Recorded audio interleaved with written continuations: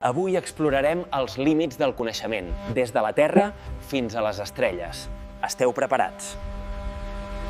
Vicky Radio, la ràdio internacional en català. A veure, què pot tenir en comú un simple cafè de 3 minuts amb l'ambició de tota una vida? Sembla que res, oi? Doncs avui veurem una història, una anècdota ben senzilla que amaga una lliçó brutal sobre com demanem les coses i, sobretot, per què de vegades apuntar massa baix és en realitat el risc més gran de tots.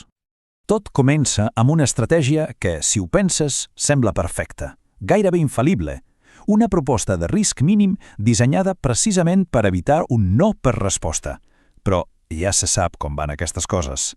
De vegades, la por a fracassar és el que ens porta de cap al fracàs. Vinga, anem a veure què va passar. Doncs bé, el nostre protagonista d'avui es diu Joan. I en Joan té una idea que, sincerament, sembla molt i molt intel·ligent. Es tracta de fer una petició tan petita, tan insignificant, que rebutjar-la seria gairebé absurd.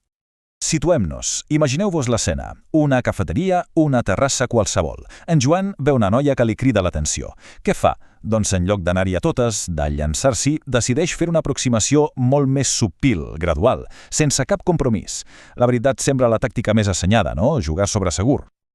I aquí ve la frase clau. Atenció? Perdona, et fa res que fem un cafè de 3 minuts? Fixeu-vos-hi bé.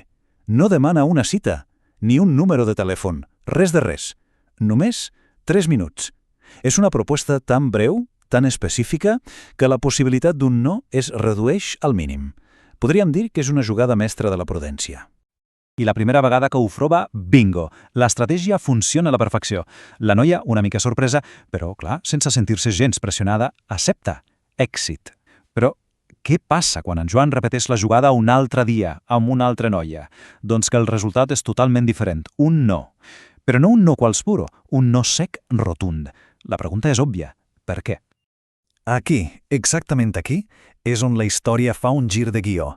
Perquè el fracàs d'en Joan no té res a veure amb la mala sort. Té a veure amb com es va percebre la seva proposta, d'una manera totalment oposada a la que ell s'imaginava. Anem a veure-ho. La segona noia es diu Emma. I una estona després d'aquell no tan directe es troba amb una amiga, que, clar, li pregunta què volia aquell noi que se li havia acostat. I la resposta de l'Emma és, de fet, el cor de tota aquesta història, perquè ens obre una perspectiva totalment nova sobre què significa ser atrevit i tenir convicció. L'Emma, per descriure en Joan, fa servir una paraula molt nostra, molt directa, cagadubtes.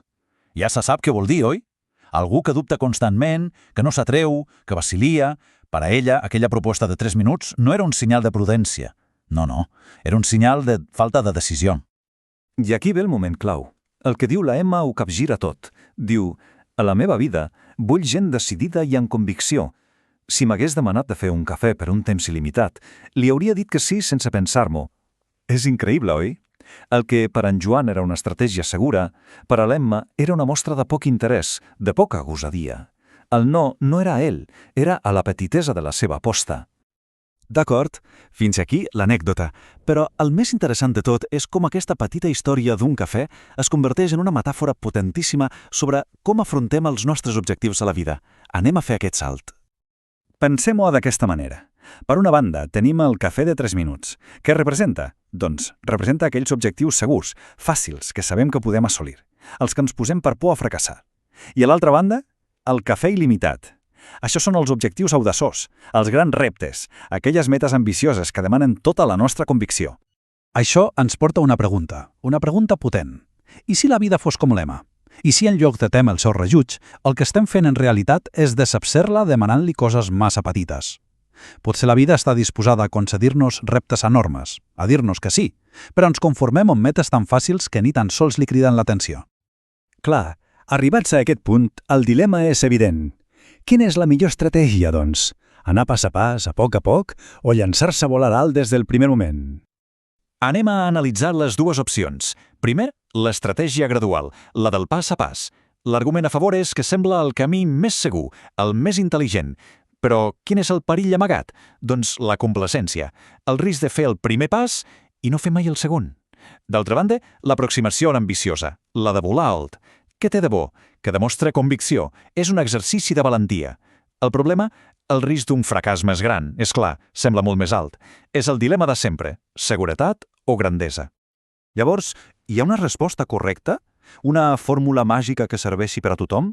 Doncs no. La veritat és que no n'hi ha. No hi ha una única manera de fer les coses. Hi ha qui triomfa apostant-ho tot a una carta i qui necessiten anar a poc, amb un procés més lent. La clau, potser, és simplement no limitar la nostra pròpia ambició.